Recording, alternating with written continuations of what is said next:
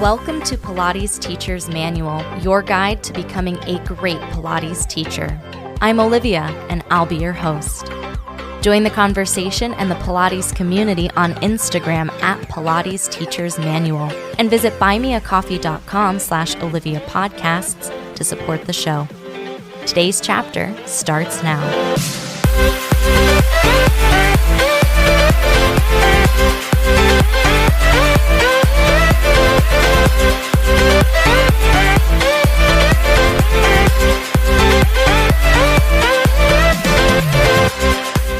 Hello, everybody. Welcome back to the podcast. Very excited today to be joined by Stephanie Neal of Pilates HQ, a company, an app, a studio that she founded. She's based in Australia, but because she is online and it is a fabulous global online community, you can hang out with her from wherever. So I am so excited to have her on the show and hear all about her Pilates journey. Thanks so much for coming on, Steph. I'm so glad you're here. Oh, thank you so much for having me. I've listened to the podcast before I sort of chatted to you online. So, it's really cool to be chatting to you. And I think I've only done one podcast before. So, well, now too. Look at you go. Podcasts are the future, for sure. So tell me, how did you get involved into the wild world of Pilates? What was your first Pilates experience like? So I really didn't know anything about Pilates. I studied physiotherapy, and then we didn't really touch on any Pilates in my course. And then my first job, I think I might have come across it when I was doing a placement and got to use the equipment a little bit. And then once I was in my first job, the workplace I was at, they wanted someone else to take their classes because they didn't want to do them anymore. So they made me do a course, and I didn't want to do it. So I just I don't know what Pilates is. I don't want to do this. But I was like, when you're new at anything, you kind of go, well, I better do it, take the opportunity. And so I did like a 4-day, I think it was a 4-day course. So it was whatever course they'd done. And and then I just got thrown in like the next week to teach their classes. So I kind of was like, didn't really know what I was doing. I had to kind of work on the fly, which is a lot of what I've done throughout my whole kind of Pilates and physio career. But I'm very grateful now that I did that and that they made me do that course because it's brought me to where I am today. Couple notes on that. First of all, love when physical therapists do, we call them physical therapists in the US, but physios in Australia, love when they have reformers. That is like such a happy point when I get clients or students in classes who are like, oh, well, I did a little reformer stuff in PT. So I'm always like, yay, more physical therapists using reformers. And also, gosh, talk about a trial by fire. Like, here's a course and now you've got classes. So I imagine it was a very fast adaptation kind of thing. I can't even imagine. There's like, do you even have time to be nervous if you're teaching classes like the next day? That's crazy. Yeah, I just kind of had to wing it, I think. And the course that I did was it's a very different kind of course. I don't know if you've heard of it. It's a physio-based course. It's DMA, and it's not even they don't necessarily take you through all of the repertoire. They'll take you through. It's like it's kind of like McKenzie technique in physiotherapy, where it's like extension bias, flexion bias. And so they take you through a few exercises, and so not even the full repertoire. And so then I was there and I was like, well, I don't even know what this exercise is that this person's doing. So I just had to kind of work with them and basically go from knowledge that I had of exercise and then do a hell of a lot of research and Googling and, as much as I could. Yeah, it's so funny. Like what you're describing seems to be almost the reverse of what happens with a lot of Pilates teachers, where they first find Pilates, they fall in love with Pilates, and then they want to learn more about movement and more about, maybe biomechanics or anatomy. And so they sort of deep dive, but you started deep and then you were like, okay, let's make this happen in a Pilates way. That's so cool. Yeah, so I definitely am not one of those people that did Pilates and fell in love with it. It was more like I found using it in a clinical way. So it was very clinical the way I was using it in the beginning. And then I was just like, this didn't cover, it didn't explain stuff to me. And so I really wanted to try and dive deeper and understand more. And then I had to kind of make my own methodology, really, like, you know, how do I do an assessment on someone? So I would do like a physio assessment and then do some exercise assessment and then put it all together. Because I guess when you do a course like that's a PD course based on like you've got prior knowledge, they kind of can skim over some parts and then go, well, you know how to do an assessment generally. These are some exercises. Whereas I was like, oh, there's just this bit missing that took me a while to kind of try and figure out what that was and how to piece it all together. Was that the end of your training journey? Did you do additional Pilates training after this initial, now you've got classes surprise that you did? No, this is the very start. This, like, I was like, it doesn't make sense. Like, I don't know why I'm doing that exercise. And so my brother is also a physio or physical therapist, and he was in the UK at the time. And so he was doing a Pilates course over there. And they'd only just started bringing more Pilates courses out to Australia that you could do as a physio. And so then I went and did another one. And again, it was clinical. And that was on mat, reformer, kind of all the equipment. And that helped to fill some gaps for me in that clinical setting. So it was still very much not the advanced repertoire. And they would take some exercises out and have leveled exercises. And I still thought at that time that it was a like rehab, form of rehab. That's what I understood Pilates as. And I'd still really never done a lot of Pilates. I didn't have an injury. So I was like, I don't really need to be doing this at the moment. And yeah, so I kind of went down that track for a while. And then I started to get see that there was like reformer classes and mat classes that were more fitness based, and I was like, there's something else here that I'm missing something here. So I went and did some more like little courses to try and see what was there, and I then went and did some mentoring sessions with Heath Lander before. I think he was still doing some stuff with Breathe, but he was very much doing his own mentoring things. And then I sort of started to see that there was all these exercises that I just hadn't even known existed. And yeah, that there was a fitness and more of a fitness and a practice method that I hadn't been exposed to.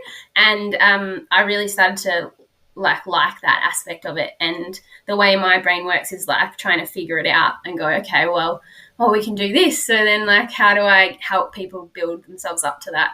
So that kind of was quite a big chunk of my Pilates journey. And then I also did a classical Pilates course. So I was like, there's definitely more. There's some things where like there's connecting pieces, and I see people talk about it all the time, but there's something that I'm not quite getting. And so that really helped to join all the dots for me. Whereas in the start, I think it was like more going over similar exercises that I already knew, but there was something in there that was missing that was connecting the pieces. So I've kind of done lots of different courses, and now I feel like I kind of combine them all in the way that I teach, and depending on the setting that I'm in, as well as like a rehab kind of focus, depending on the people that are in front of me. A lot of what you're saying is resonating with me. My training program, I guess, would have been considered to be more rehab focused, but it wasn't necessarily because it was a rehab program, but the studio I was learning at had a lot of older clientele. So same thing, like we didn't really go over the advanced exercises because you weren't going to teach them very likely, even though 100% there's pieces and there's always parts, even in like the most complicated exercise, that every person can work on. But the likelihood of getting to those expressions was less. So it was also eye-opening, and huge shout out to Heath at White Dog, because incredible teacher, and I take classes with him all the time. But I like what you're saying about, having to kind of muddle your way through different programs and seeing like, okay, well, I get this, but how do these things go together? And like, mad props to you as well for recognizing that there was, things that were missing and then continuing to look for it. I think a lot of new teachers when they're just out there. You're so thirsty for information and you're thirsty for, the answer. And as you look for the answer, you kind of find your own methodology, like you said, that is really specific with who you're working with, what type of studio you're working at, that Pilates is so many things to different people in different places. And so really finding a way that's, not only authentic Pilates, but authentic to you as a teacher that, really resonates with you. I think that is really, really awesome. Tell me, in your training programs, and you've done a bunch, so it could be any of the training programs, what were some of the favorite parts of training programs, or what are things that you think your training programs did really well that you'd like to highlight? Yeah, I think my favorite parts were like connecting with other people that were like-minded. So there was other people that were there for the same reasons and that they had that same shared passion. I found that really enjoyable. I think I liked pieces of each of them, like the way they did different things. I found that the classical one was really all about like experiencing it in your own body and being able to experience all the exercises, and as well as you could try and do all of the exercises. And in the courses I'd done prior, it was less about being able to do them and experience them and more about learning how to kind of cue it to someone and then go away and practice it in your own time. But you don't necessarily have to, because you don't do an exam necessarily where you are tested on your repertoire. And then I think the stuff that Heath really filled in for me was that teaching aspect of like some of those things that get missed in the middle, where no one really said, when you're teaching to a group, I'm not sure exactly the things, but just those like elements that you kind of are missing in the other ones. So I think the classical one really highlighted how things connect, but then when it's like teach it to someone and they didn't tell you how to teach it. So, and I think a lot of them missed that little element, which it's been a long time since I've done a teacher training, so I'm not sure if they now incorporate that, but I think that was something that I found would have been so helpful, which I probably just kind of learnt along the way and might have already had part of that skill set because I had to teach people exercises for like home exercise programs and understand the change in language to give. But yeah, I think having like all of those elements in one would be very helpful for anyone that's going through a teacher training program. When you did the first training and they threw you in and it was just like, we need you to teach these courses, so do that, please. What about Pilates made you say, okay, I'm going to go back and do another course and I'm going to do another course and now shift your entire career into Pilates? Was there a moment or a conversation or something like that? I think there's probably a few different moments and different elements, and probably a lot of it was that in the physiotherapy setting, I was just seeing a lot of people for manual therapy, so hands-on treatment, that sort of stuff, and it was a lot of back-to-back clients, and I found that for myself, that was really draining, and I found that really hard. I also found that people came to me to want to get fixed, and then I found it hard when I was like, but there's so much else that they need to be proactive in that aspect. But when I was teaching in the Pilates classes, they were coming because they'd got to that point where they wanted to start to be proactive. And so I really enjoyed helping them be able to manage their injuries and aches and pains and help them see how they could use exercise in that way.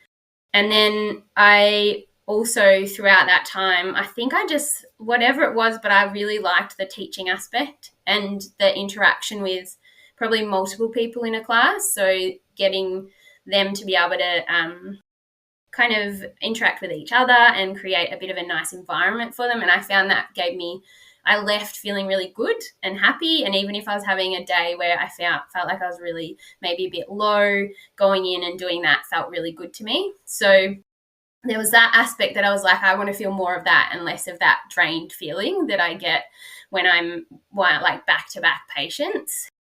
And then there was this element where I'm like, I just actually don't really know what like I've learned a few exercises and I was like, I need to know more so that I can actually give them more. And I think for whatever reason, when I teach Pilates, I just feel really good. So I was like, I want to feel that more. And then I would love for the people that participate in that to feel that same feeling when they walk out. So I think I wanted to have more of that joy. So I kind of shifted towards doing that more. I think you've really hit on something with the agency of Pilates and really empowering people to, make choices and do things for themselves, and not that you're doing it to them. Like, you're not fixing them, but you're giving them tools or an opportunity to get stronger, not because you're making them stronger, but you're just creating the situation where they can get stronger for themselves. I also really, really love that. And the group dynamic is just great. Like, it's, man, like, I feel like the entire podcast is just like, I love teaching Pilates. It's really fun. But like, it really is really fun.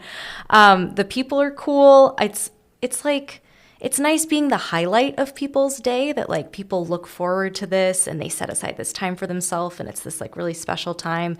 And to just like be the good guy is also fun, because like physical therapy, like my mom had a hip replacement back in April, and like physical therapy is hard and it's painful, and you're seeing people at their lowest. It's like they're coming right out of surgery, they're coming right out of trauma, and they need help. And it's like, it is such a valuable thing that physical therapists do, but it's also, I am sure, really difficult to work with people who are not, at their best. So valuable, but it's not always fun. So I like that in Pilates we can be a little bit of a gap filler ourselves in terms of like transitioning from PT back to sport, if they're, going back into other things, or just exercise in general being good for you. And just now that you have regained mobility and some strength, like, we can just keep pushing that envelope. We can just go as far as you want to go. I think that that's excellent.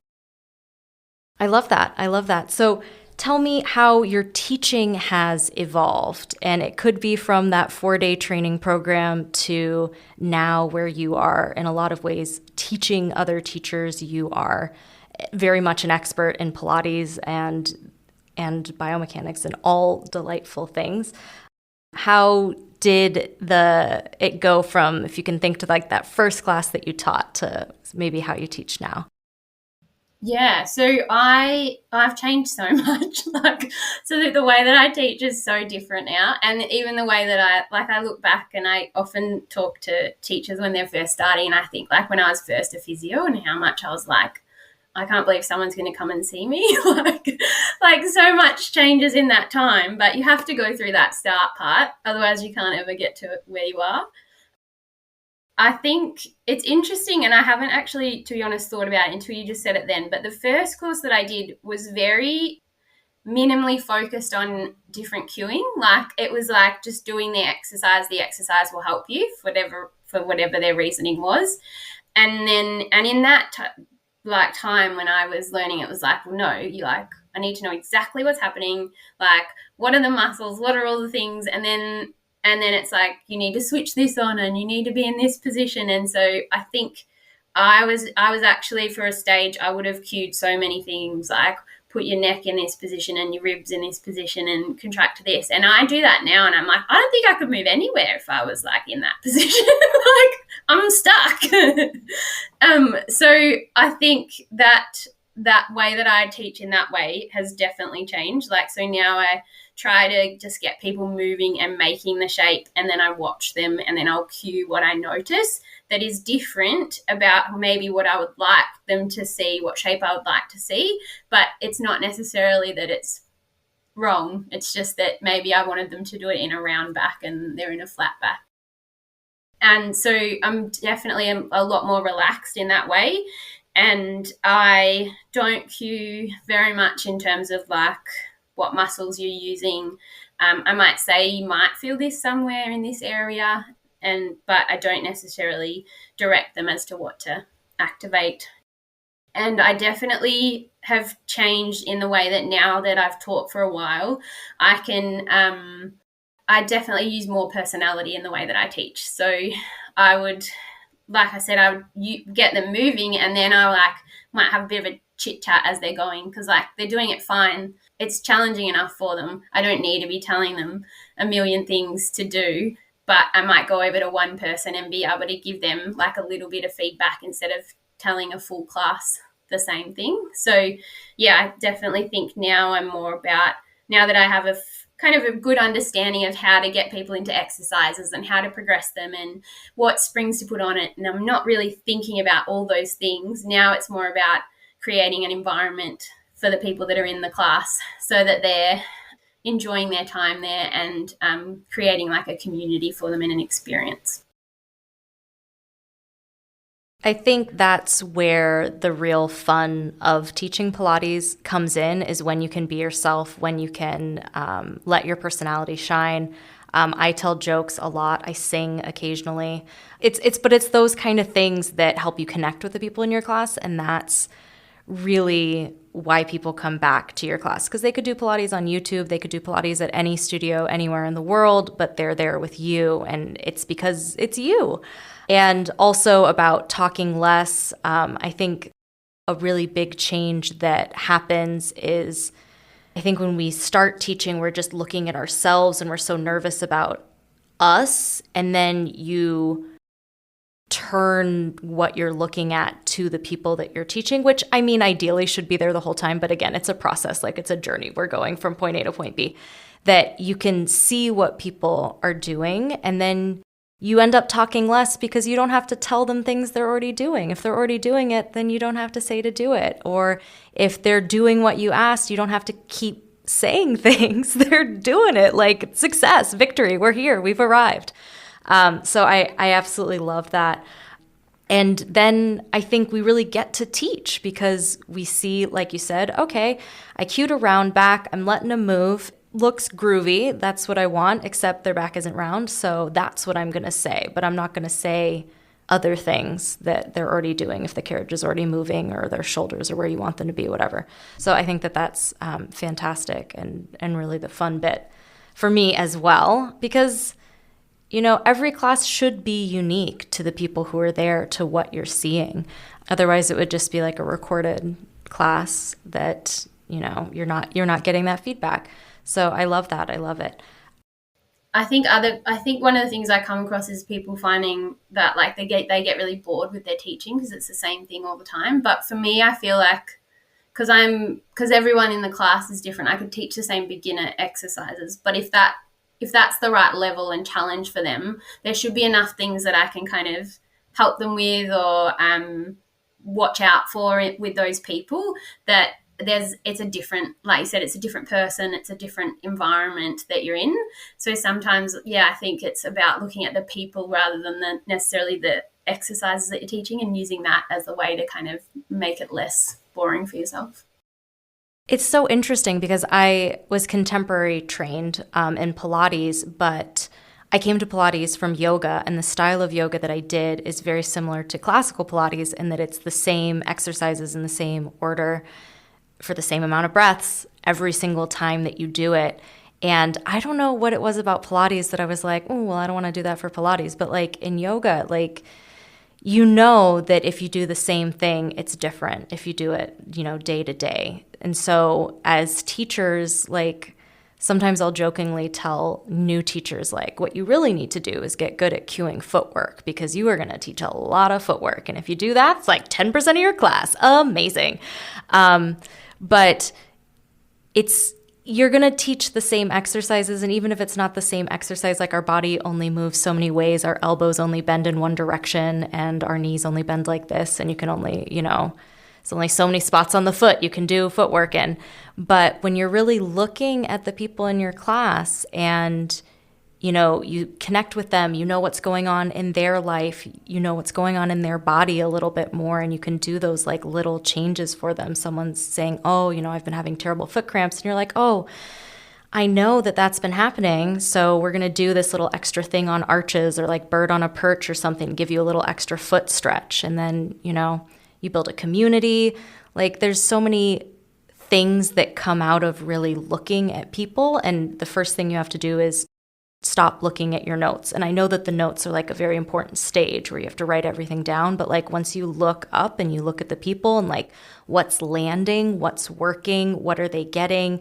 Are they just nailing this? Do we need to go further? Like if they progressed? So yeah, don't feel trapped by the exercises or the repertoire, because even with it, if you did the same thing every day, it would 100% be different.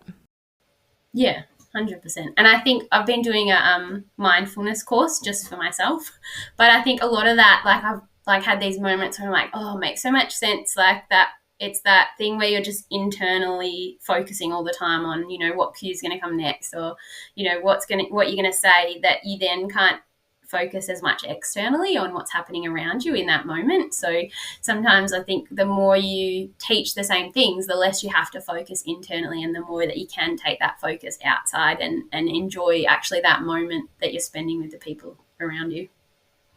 I love that. The way I think about it for myself is I think about it as like the back burner or like autopilot. It's like already there. And the way it gets there is you just have to do it a ton. And so you have to teach footwork 1,000 times, but then you don't have to worry about what you're going to say because it's all there. And I think, especially for new teachers, I think we set like a really high bar for new teachers, that we like expect them to like be professional, experienced teachers when they're inexperienced teachers, you know, like that's just it's where you start. But that act of doing it repeatedly, struggling to find the words, but then doing it anyway and just continuing to do it, that's how it gets just back there. And then it's just there. And I've been trying to think about, because I've got an episode that's actually coming. It'll be the episode that comes out before this episode, that is about, you know, preparing to practice teach and, you know, tips and tricks for practice teaching. And I'm just thinking, you just got to do it. Like you just got to do it. And it's going to be messy, and it's going to be not your finest time, but the way you get to your finest time is through that muddling. It's the baby giraffe phase of like wobbling around. I don't know, maybe giraffes are awkward the whole time, but things that are not awkward, like I don't know a lot about giraffe mechanics, but I can imagine. Yeah, I think it's like that. It's the thinking of yourself as that beginner client that comes in. Like you don't ask them to be as proficient as an advanced client, but yet you expect that of yourself as a teacher. So you I just think lower the bar a little bit and kind of expect that you're going to make mistakes, you're going to say the wrong word, but then it gets better the more that you do it. I love it, lowering the bar. Honestly, if you're saying words and they're doing things, thumbs up. You are nailing it. That is it. That is the thing. And it gets better. It gets better, and you learn how to ride the nerves, I think, a little bit. Like, I don't know about you, I don't get super nervous when I teach anymore. The thought process is not, oh my gosh, I'm going to teach. It's more like, what pieces of equipment do I want to use, or is there something I want to focus on today?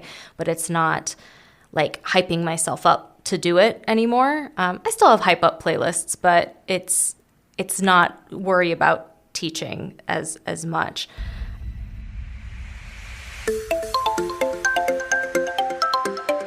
Hi there. I hope you're enjoying today's chapter so far. There's great stuff coming up after the break too. Be sure to subscribe wherever you're listening and visit buymeacoffee.com/Olivia Podcasts to support the show. There you can make a one-time donation or become a member for as little as $5 a month. Membership comes with some awesome perks, including a shout out in the next episode, a monthly newsletter, a monthly Zoom call with me, and more. You can also visit links.oliviabioni.com/affiliates to check out some sweet deals on products I use and love. Now back to the show.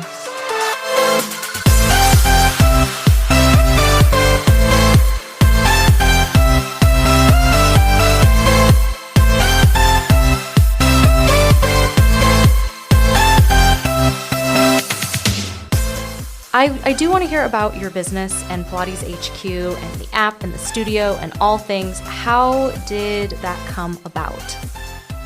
Yeah, so once I still worked in a few studio physio practices, and then moved more to doing the Pilates side of things. Sorry, getting all my words muddled up. And I just felt like that was what I wanted to be doing. And because of some of my own health issues, I wanted to be able to do it for myself, because it meant that I had more control over kind of what hours I could work, and I could have breaks when I might need them. So I worked then on building a small home studio, like from doing some mat classes in the town hall and then doing some stuff from home. And I think I kind of thought that's where I would stay, doing that and then a little bit of physio. And then I thought if I didn't go and try to make it like a bit of a bigger space, I would regret it. So I ended up having a studio, so reformer and clinical Pilates, or studio Pilates, depending on what you call it. And I did that for around probably 5 years, and I had teachers that worked for me. And I just realized the things that I liked and the things that I didn't like as much. So I loved teaching Pilates. I loved the community and the space. I loved all the people that worked for me, but I didn't like being their boss. Like, I don't like being the one that has to say, oh, I don't, can you do it this way? Or like, I didn't like that feeling. And lots of other tasks that I had to do, and I ended up just kind of burning myself out in the process. So Pilates HQ, that was what my business was called. And in the original kind of phase of the app, it was Pilates HQ Academy, and it was meant to be the things that I was teaching to the new teachers that came to my studio. I was like, well, these are the things that I keep teaching to them all the time. So like, surely there's other people that will need to learn those things. And I thought that could be a way to kind of have a bit more income coming in, and maybe I could reduce my workload a bit at the studio. And then COVID hit, and I launched this program for Pilates teachers, and all the studios closed. So it was like the worst time you could ever try to do something like that. But in a way it was good, because I just realized that, how burnt out I was and how tired I was, and that I needed to kind of stop what I was doing and kind of recalibrate. So I ended up closing the studio, and another studio took it over. And and then I took a bit of a break, because it was that time when everyone could take a bit of a break, and realized that I wanted to try to make this online thing a go, so that I could, because I really loved the teaching side of it and teaching other teachers. And I started out just doing that, but then I missed that interaction with people. So now I'm at a place where I still do some stuff in person, and then the app I've only just had an app kind of 6 months-ish. And it's just been a process. And like any business, really, it's just been a change based on what people were using, what people wanted, what people needed help with. And I'm sure it'll change a million times in the future as well. So now where it's at is that it's an app that has a program in there, and a course to help people with planning their classes. So building that confidence and teaching like their kind of go-to exercise clusters is what I call it. So it's like the exercise you learn in your course, the things that you feel most confident teaching, so that you can build the confidence teaching that, and then starting to add variety onto it. And then there's a library of exercises to help you add variety to your classes. And there's lots of other stuff mixed in there as well. That's awesome. I love the way you were able to identify what parts of teaching you really loved and what parts of your business you loved, and you were able to create something that had all of the things that you loved in it. Like, that's the dream, honestly. Because I've come up against this wall myself, because it's like, oh, should you open a studio? But running a studio is not the same as teaching Pilates. They are different skill sets. There are different things involved in both of them. And what you love about teaching Pilates does not necessarily exist in I can only imagine running payroll and paying rent and utilities and, being responsible for people and equipment and things. Like, it's very different. And I think that a lot of teachers can make that jump to be like, well, I'm going to have my own studio, and then realize and then push themselves, I think, way too hard, because then you're doing everything, because then you're teaching a bajillion classes, way more classes than you probably want to, and then balancing all of these administrative duties on top of it, and it's just a lot. So it is a story that's come up with multiple teachers in the podcast that they were like, yeah, and then they were like, oh no, oh no, actually. Or there's parts of it that they really, really loved. Like you said, like working with new teachers is something that you loved, that, that group class dynamic, teaching classes, that was something that you loved, but not necessarily the being everyone's boss part. So I love that you're able to find a way to balance it. And I have actually checked out the Pilates HQ app. It is so cool and so organized and so neat, and really a time saver if you're in the part of your teaching journey where you're like, oh my gosh, what am I going to teach? So many great ideas and really great teachers and helpful things on that app. Steph's also offering a free introductory offer for the app, so that will be included in the show notes of this episode. I want to make sure that if you're listening and that sounds cool or sounds like something that would be helpful to you, that you give it a go, because it's pretty cool. It's pretty neat. Yeah, thank you very much. That means a lot for you to say that. And yeah, there's a 30-day free trial, so you can usually get a 7-day free trial, but just extending it a bit so people have a bit more time to have a look around. Awesome. I am excited also that you shared in your story that what you wanted to do maybe when you first started teaching Pilates is not what you're currently doing, like what you wanted changed over time. And I think that it's important to continue to say out loud, like, it's okay that if you came to Pilates and you thought it was going to be one thing and then, it changed for you, or, what you wanted to make of it changed, that you don't have to feel stuck if you said like, oh my gosh, I want to open a studio, and you're like, ooh, actually, that's not what I want to do. Like, it's totally fine. Like what we need for, as you said, you might have health issues, or you might have, other things going on in your life, and Pilates can really change, not just when you're taking a class and you're like, oh, do I want to do this version or this version of bridge? But like as a teacher, what you can get out of teaching Pilates and how you can teach Pilates can change as well. Yeah, absolutely. And I think for a while I didn't realize that. I felt like, well, this is what I've done and I'm going to have to keep doing it. And I was like, but I think it was just that permission that, you know what, you came to this for a reason. And I try to do that whenever I'm at like a bit of a crossroads, or I'm feeling like, lacking motivation. I sort of go, what was I'm very big on kind of setting goals and kind of trying to reach towards them, but also knowing that you can change the goalposts. So what was the reason that I initially started this? For me, it was to have more freedom, more time to do something I love and to have a better, healthier life. And that sort of changed over time. And so when I went back to those things and like the reason that I was doing it, I was like, oh, I think I have to change something. Like something's changed along the way. And so I think for teachers, it's really important to go, well, why did I do this Pilates course? What was my reason behind it?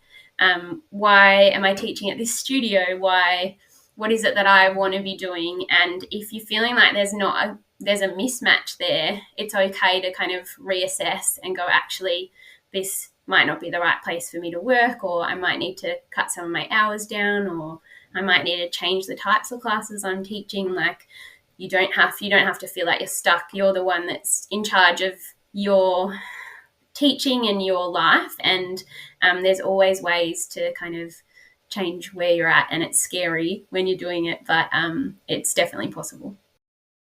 I've said it before on the podcast, but I'll reiterate. It was very lucky for me that COVID happened, or I would have definitely been a Pilates teacher who jumped into Pilates with both feet, was teaching like 30, 40 hours a week, and had been doing it for a couple years and was just about ready to like explode. Like, loved it, but was not, setting boundaries for my own health and my own time. And that forced standstill of COVID really allowed me to realize that I was absolutely running on fumes and that this was not sustainable. And it was just like too much of a good thing is a really bad thing. And you've got to cut back. You've got to pick your spots. I know for me, I don't have a car, which is wild. But I don't have a driver's license. I just take the train. And so like the travel time between studios was absolutely like ending me. I would be commuting and I was teaching yoga as well. And so I'd be commuting for like 3, 4, 5 hours, and you just like going out somewhere to teach one class and then going somewhere else to teach one class. And it was just not sustainable. So like you said, we don't need a COVID to like stop and be like, is this actually serving me? Is this, what I want it to be? Because inertia is really powerful, and, making a change is really difficult and can be really scary because there's an unknown factor, but you don't have to, keep going the way you're going forever and always. Like, it is highly adjustable, because, what time you have, the energy you have, like it all changes. Like I look at my teaching schedule before, and I was like, I don't think I could do that again. No, I look at it and I was like, when I had the business, like, there's no way I could do. If I tried to do that now, I don't know if I'd wake up the next day. I'd been asleep for a few days, I think. I saw a TikTok that was like, I can't believe I used to commute to my job, work my job, commute home, and then do things. And I was like, It's so much. Oh man, it's so much. It's so much. So tell me, Steph, what other adventures, what is cooking up in Pilates HQ or for you personally? Like, what is next in Pilates land for you? So I've just brought on some amazing new teachers in the Pilates HQ app. That's really exciting for me. Again, I just thought that I had to do it all, and then I was like, no, you don't. So I've got some great teachers. So I'm working on, the content that they'll be putting in, maybe getting them to do some recorded classes that they can add into the app as well. And it's really just for me, just again, resetting that goal and sort of going, okay, well now it's like it's okay for it to just like chug along and to get to where it needs to be. It's not like a big corporate business. So I'm just working on slowly trying to get it out there. And I just want it to be something that helps Pilates teachers see that, they doesn't have to be as stressful to, plan their classes, and it's okay to take their time and take their way through that journey. And hopefully that it can be something that helps them along their way. For me, I do that. And then I also work in a physio clinic. So I'm doing some clinical studio Pilates classes, and something that I'm interested in at the moment because of the population that I work with is like more of the senior population and working with them. So keen to just keep learning about different ways that I can work with them, and also upskilling in like an invisible illness kind of area. So working with people with chronic fatigue and long COVID, that sort of thing. So just things that keep me kind of my brain ticking over and help get a bit of, education and ideas, and keeps things a bit mixed for me. So that's incredible. I didn't want to ask. So about that physio degree that you went and got and then you're like not using. So I'm glad that you're using it. And I'm also so glad that your Pilates clients have access to your physio brain, and that your physio clients also have access to your Pilates brain, because physical therapy exercises are not the most interesting thing to do. They are very important and not interesting at all. So I hope that you're able to kind of infuse those two together to meet your clients where they are, and also help them get where they want to be. We've spoken a lot about, because we both work with new teachers a lot, so we've spoken a lot about, our advice for new teachers. But if you had some words of wisdom that you wanted to share with new teachers, what would they be? I think it's really just about not putting so much pressure on yourself to, like, for whatever reason, I feel like a lot of Pilates teachers have this perfectionist mindset. And it's like they have to be as good as, someone that's been teaching for 10 years or 5 years or whatever it is. And just kind of taking yourself back and reminding yourself, you're at the start of this process. So you only know as much as you know now, and that's okay. And to kind of allow yourself to go through that growing process. So it's okay to make mistakes. It's okay to not know it all. No one knows it all. And yeah, lower that bar of where your expectation is and use each class that you teach as a as a learning experience for you. And not every class that you teach has to be perfect. No one's is. You don't have to follow exactly what you thought you were going to plan. Just kind of taking that pressure off and making things as simple as they can, so that the expectation isn't as high, and allow themselves to grow over a longer period of time instead of feeling like they have to know it all now.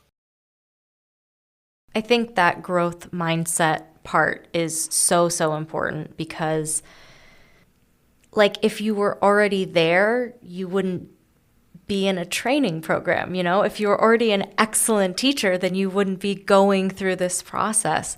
And yeah, I was that perfectionist, and I was just lucky that I did yoga teacher training before I did Pilates teacher training. So I was able to like go through the panic and everything of like speaking in front of people and saying the right thing in the yoga teacher training program. So it was not fair going into Pilates training because the speaking in front of people I had already done.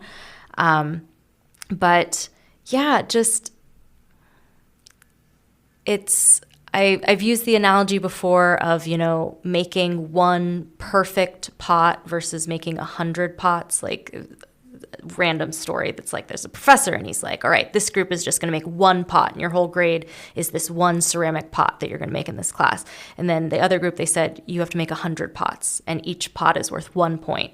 And the people who made 100 actually grew as potters or in ceramics because they had the opportunity to practice their skills and not do a perfect one. They just have to make 100 of them, but they got better. But the people who spent the whole term working on one perfect thing, it just wasn't as good because they didn't get to practice. Like it really is, it is an art. And if you think of all of the teachers that, you love, who are your favorite teachers, like they've all been where you were. Like they've all mixed up their right and their left and their feet and forgot the word for straps and didn't change the springs for an exercise. Like they've all been there.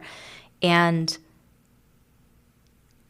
like you've said, you get there by, working through the stages. You can't hop, skip, and jump. That would be amazing. Oh my gosh, if there's a way to hop, skip, and jump, share.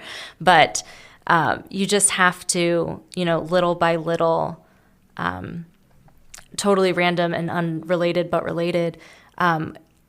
When I came to yoga, I was a soccer player first, and I played soccer for like a decade as a youth, and I couldn't touch my toes. And I remember coming to yoga after a soccer injury that I was obsessed with touching my toes, and like that goal was like it. But then through doing yoga and then through doing Pilates, I realized like, this is so fun that I can't tell you when I touched my toes, because the goal wasn't that end game of like being that perfect teacher.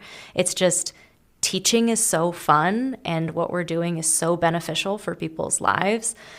Along the way, I became a better teacher, but you realize like the real goal is maybe not being a perfect teacher, but really being yourself while you're teaching or whatever. Exactly, that's right. And all the things that happen along the way, all the things that you've been through before you were in your teacher training, that's what makes you your own unique teacher. Like your personality, your experiences, the teachers that you come across, the people that you teach. Like if you were to skip all those steps, you wouldn't be the teacher that you could be in the future, I think. Yeah, so I think it's really important. And I still like say the wrong words, and I still like muck everything up. And my students used to be like, oh, I really like coming to your class because I never know what is going to come out of your mouth. I was like, well, I'm glad. I love that. I love that. Sometimes I'll come home and I'll be like, oh my gosh, I said something so funny. And my partner will be like, what was it? And I was like, I can't even remember. It was highly contextual, but it was really good. And I think it gives, I feel like, well, I have to feel like this because I muck up my words a lot. So I feel like it gives people permission in your class to not be perfect. Like if you're not there being perfect, they've got permission to give something a go and not be perfect at it either. So it's okay to just be human and just be yourself when you're teaching.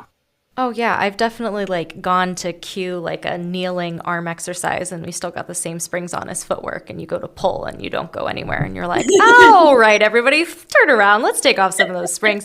But it's like, I think what people potentially what new teachers are worried about, they think that's going to happen and then like the world's going to stop spinning and everyone's going to be like, oh my gosh, that was the worst moment ever, you know, but if you can laugh about it and just keep going, like no one is fixating on it. Like our clients, like it's not about us as teachers. It's not about, you know, it's not about us at all. It's about, you know, our clients and the experience that they're having. And so if you forget the words, it doesn't, you know, that's not the important part of the teaching thing. It's the keeping going and keeping everyone moving and all of that stuff. Yeah. And I think kind of coming back to what we have said throughout this chat, it's that taking that focus off yourself and going, what's the experience I want to give to these people? How do I want them to feel when they walk out? And if I can kind of, infuse that and make them feel that way, then that's what, you know, a successful class looks like. It doesn't necessarily have to be about all the exercises in there. Yeah, I'd even go so far as to say like that's a perfect class. Like if that's the ending, like if everyone leaves feeling good and smiling, like honestly, perfect class. Like gold star, amazing.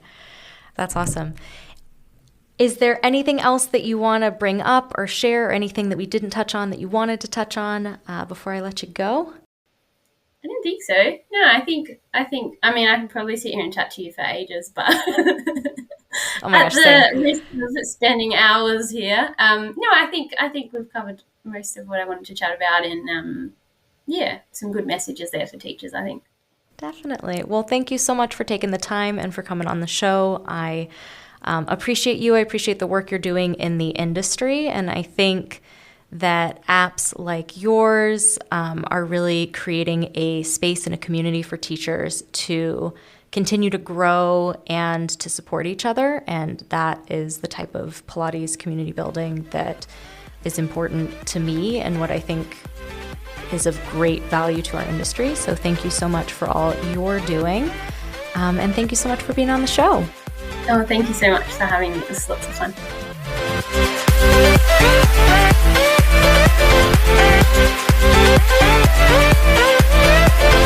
Thanks for listening to this week's chapter of Pilates Teacher's Manual, your guide to becoming a great Pilates teacher. Check out the podcast Instagram at Pilates Teacher's Manual, and be sure to subscribe wherever you listen. For more Pilates goodness, check out my other podcast, Pilates Student's Manual, available everywhere you listen to podcasts. The adventure continues. Until next time.